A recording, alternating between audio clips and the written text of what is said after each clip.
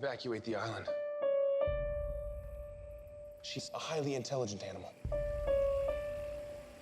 She will kill anything that moves. Oh, God.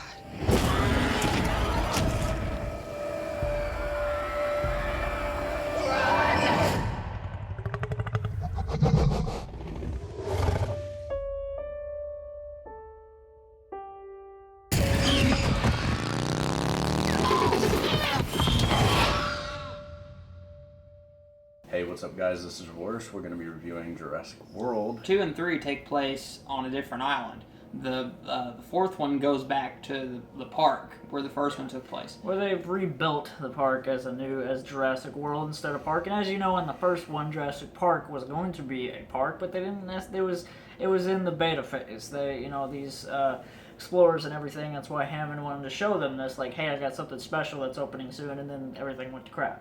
And so, but this was actually, like, even more scary because you have more people. It's basically like, ooh, the dinosaurs aren't making us enough money. The park's been open apparently for like 20 years now, so the park supposedly isn't making enough money. I mean, honestly, who would get sick of seeing dinosaurs? Honestly, yeah. That's just me though. But yeah, so they get this like harebrained idea that they're going to genetically cross dinosaurs, and they cross like the two that you definitely wouldn't want to cross, which is T-Rex and Raptor. And of course, they use other stuff. They mix. And it took them to create that and make that into a thing for things to go to crap. Like, it's some big idea they had. It wasn't like the T-Rex got out this time. It wasn't like the Raptors got out. Everything is more secure than it's ever been until they make this thing. And it's just like, it's one big stupid idea, but they do it anyway. In the character department, this film, I think it hit it out of the park, especially with Chris Pratt's character being kind of a faithful successor, sort of, to... Almost kind of compare him to Alan Grant a little yeah, bit. I appreciate it for that. The one part I loved most was when they're walking and they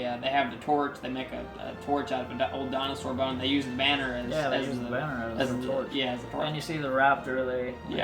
On the wall you see the raptor painting of the raptors and stuff on the wall. Which is still creepy because, like, in the first movie you see the raptor shadow come through and it's almost like the raptor art came to life pretty much, and like that was a very haunting part of the first one, and they kind of like brought that back with the kid freaking out. It was like, hey, you, and he's like, like he got scared for a minute. And I like a lot of the new dinosaurs, not just the Indominus, but I like a lot of the new dinosaurs, like the Mosasaur. That's another dinosaur that we've never seen. And then on top of that, they have this, like, the raptors are more like good guys now, which I thought was also a neat twist. And they save it for the end, just like the original film. They kind of tried to use the same formula as the first film, so I really like that. A lot of people complained about that change. They didn't like that, the raptors were pretty much good guys and all this, and but you did get a nice moment where they turn on everybody. Yeah, you do get that. It was really creepy. Yeah, and it's, you see them hunting at night, and they're picking people off. And Alan Grant in the beginning is like, they hunt like this, and they come from the sides. It happened in Jurassic World. They kept the same formula. They kept the way they hunt and everything, and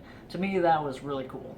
It's a lot of nods. There's a lot of nods to the original, and you have to look for them. There's some that are hidden. You have to really look for them. But Jurassic Tennis. But my favorite thing about this whole movie was the redeeming quality that it did for Jurassic Park 3. Because when I was 8 years old, I was 8 years old when 3 came out, and 3 ruined my childhood forever because it killed my childhood hero, which is the Tyrannosaurus Rex. They killed the T-Rex in the first 10 minutes of when they get on the island. So when they announced they were going to do 4, I was like, please, God, let them do something that will bring, make the T-Rex awesome again. You don't see the T-Rex until the very end. She's like, dude, where's the T-Rex?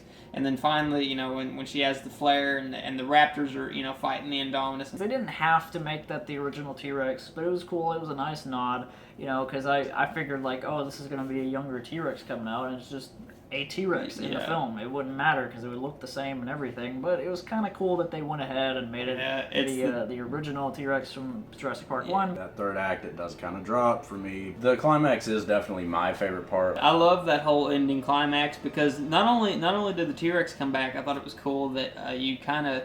The Indominus isn't really like Owen says earlier in the movie, that thing's not a real dinosaur. It's genetically made. And they're all genetically made technically, but the other dinosaurs are real species. So basically the other dinosaurs in the park, kind of think, we have to kind of put our differences aside and kind of band together and stop this thing. And I think that's really cool because not only do you get a really epic fight between, you know, the king of the dinosaurs versus this, you know, mutant basically, you get a Raptor T-Rex tag team, which is awesome. I flipped out when I saw that. Overall, this is a very good successor to Jurassic Park. I mean, you two have said it all, really, when it comes to what it really succeeds at. Definitely some very good action, very good character, and I enjoyed this throughout. I mean, it wasn't like it was boring, but, I mean, I honestly think that this is definitely rewatchable. Way more rewatchable than 2 and 3. Because 2 and 3, even the thought of possibly rewatching those, even when I was a kid, I was like, you know, let's watch something else. Let's just watch Park over and over, because that's what I did. That's what I did, for sure. This movie gave me everything I wanted personally. I was really surprised, especially in theaters. I enjoyed myself, and I've seen it several times since, and it was so great to we just got through watching it on Blu-ray. It looks fantastic. It's gorgeous. And I love that they put it on the original location of the park. This will always go down, even like 10 years from now, Jurassic World will always be something to rewatch, but Park even more so, because it's a lot better. Like, it's better, but you know, World it's right under there. Yeah, it's a good companion. It's a good companion piece. It's definitely like these two are my favorite of the Jurassic Park franchise. Even though I love things about 2 and 3, but what are you gonna do? If they were to conclude Jurassic World, like, and not really have any more, I mean, they're gonna probably have some more. I'd be okay with this ending.